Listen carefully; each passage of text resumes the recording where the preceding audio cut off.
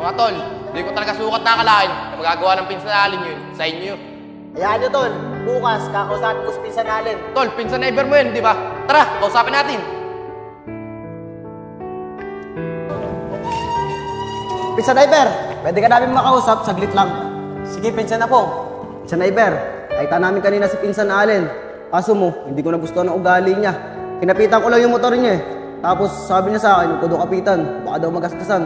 Tapos yung kapatid ko sa Oscar, kinapitan niya lang yung bag. Pinakita niya sa amin yung pera niya. Kaya nga tol Iber, pati kami ni Toligoy, sasagasaan niya. Gano'n ba, pinsan na pong? Hayaan mo, pag-uwi ni kuya, kakausapin ko kung bakit gano'n inugali sa inyo. Salamat, pinsan ah. Sige, insan, una na ako, may pipili pa ako dito eh. Sige, pinsan, ingat ka.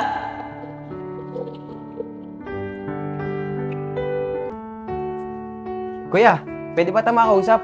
Tulog na kasi ko kuya kagabi, kaya di na ata ginising. Oo naman, Iber. Tungkol saan ba yung pag-uusapan natin dalawa? Kuya, tungkol sa dalawa natin pinsan. Nakita ka daw nila kahapon at tinipo lang daw yung motor mo.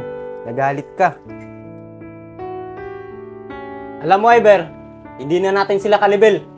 Huwag mo na silang kausapin. Marami na tayong pera eh.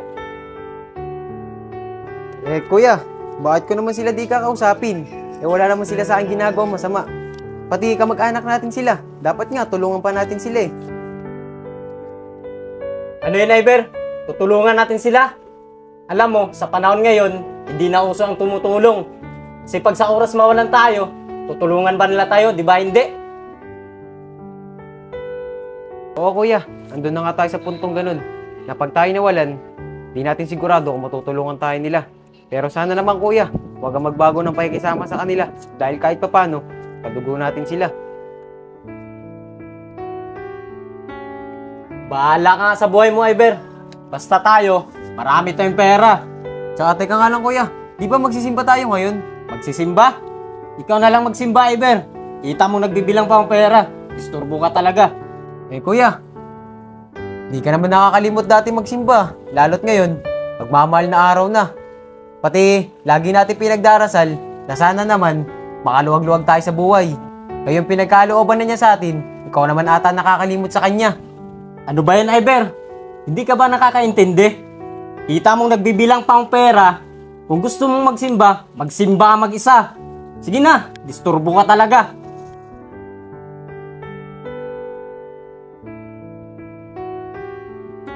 Kitang nagbibilang ang pera. Disturbo talaga itong batang to. Magsisimba? Hindi na kailangan magsimba. Kahit papano, natupad na yung hiling ko na magkaroon ng maraming pera. Teka lang. May tumatawag ah.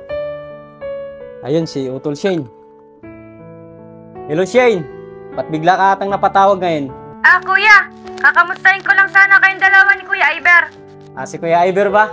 Ayos lang kaming dalawa. Siya nga pala. Naabutan mo ba yung dalawa nating pinsan na si Apong at saka si Oscar? Oo na naman Shane. Naabutan ko sila. Tsaka hindi ko rin naman sila makakalimutan eh. Ganun ba? Sige, sa susunod na linggo, magpapadala uli ako sa inyo ng pera. Sige Shane, maraming salamat sa iyo ah. Tsaka ingat ka palagi dyan. Sige kuya. Sige, bye-bye. Ayos, padagdagan na naman yung pera ko. Dadami na naman.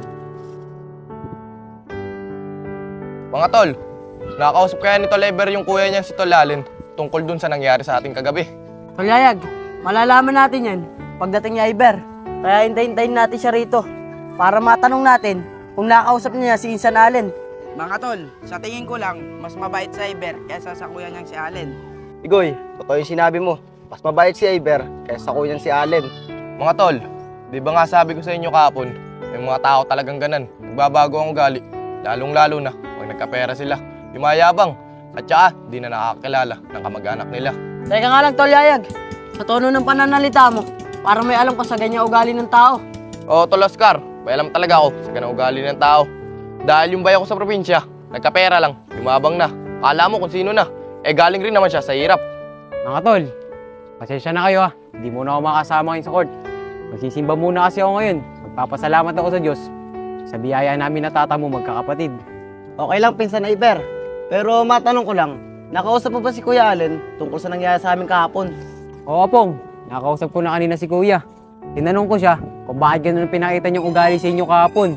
Eh pinsan, sa akin pa nga nagalit si kuya eh. Kuya Iber, huwag ka sana sa amin magagalit. Napapansin na rin kasi namin si Kuya Allen eh. Simula yung nagkapera kayo, nag-iba na ugali niya. Oscar, Apong, mga tol, ako na humihingi ng dispensa sa inyo sa pinakitang ugali ni kuya sa inyo kahapon.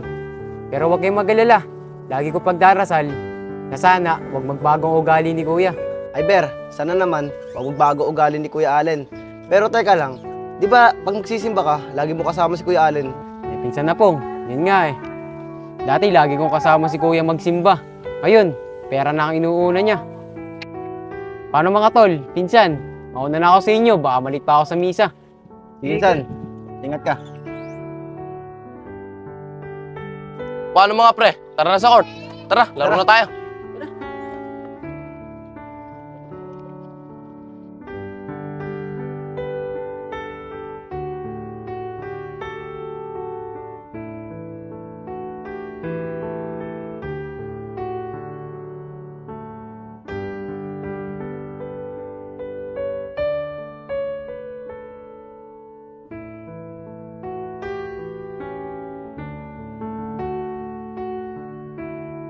Eto si Oscar, kala mo napakagaling. Hindi ko naman kasalanan kung ba't tayo natalo eh. Nandiyan kasi Yayag, pinasa ko sa ilalim, di pa tinira. Oscar, huwag ka na naman nisi. Hayaan mo, babawi tayo bukas. Oh, ba't ang sama ng tingin niyo sa akin? Kuya Allen, hindi naman masama ang tingin namin sa'yo. Natural, napadaan ka dito, kaya ka namin tinignan. Kayong dalawa, tsaka kayo.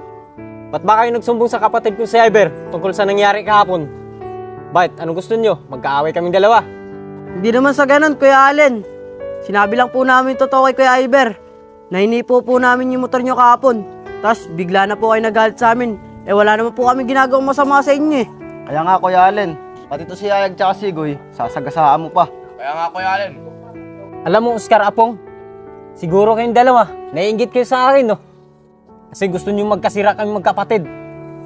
Hindi nyo na ako kalibel. Marami na akong pera. Gusto nyo makita? Ito, pakita ko sa inyo.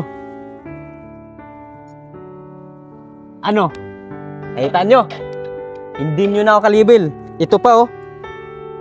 Kaya kayong dalawa, wala anong pakialam sa inyo. Saka lalong-lalo na kayong dalawa. Alam mo Kuya Allen, napapansin ka na namin. Simula nung nagkapera ka, nag-iba na ugali mo. At yumabang ka, hindi na ikaw yung pinsan namin na si Allen. Kaya nga, dati naman, sumasama kay Kuya Iber magsimba. Pero ngayon, hindi na. Ang sinasamba mo, yan pera mo.